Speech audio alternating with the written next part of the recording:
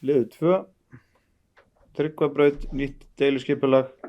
Bæjarfulltrúi Halla Björk Reynisdóttir tekur til máls. Forseti, ágætu bæjarfulltrúar. Hér til umfjöllana liður 5 í fundargerð skipulagsráðs dagsett 28. september síðastliðinn. Lögð fram tillaga á vinnslustigi frá Eflu verkfræðistofu að deiluskipulagi fyrir Tryggvabraut og atvinnusvæði norðan hennar. Kynningu á tillögunni lauk þann 15. ágúst síðastliðinn, 4 athugasemdir bárust. Umsagnir bárust frá Norðurorku, umhverfis og mannvirkjasviði Akureyrarbæjar, Minjastofnun Íslands og Hafnasamlagi Norðurlands.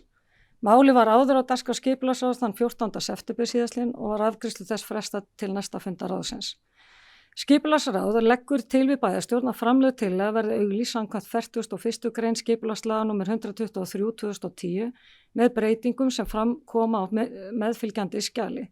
Þá leggur skipulagsráð til við nafnanefnd að hún leggi fram tillögur að heiti á götu sem merkt er A-stígur á skipulagsuppdrætti. Orðið er laust.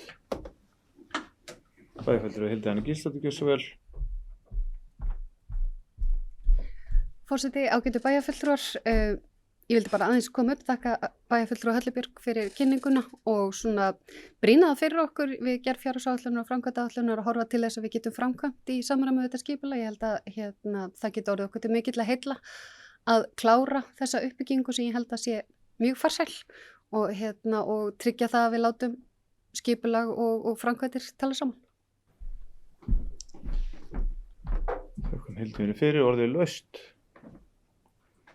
Nei, þá berum við til samþykktar þeir sem að samþykkja til að vera auglýst, 41. grein, þetta er pönd.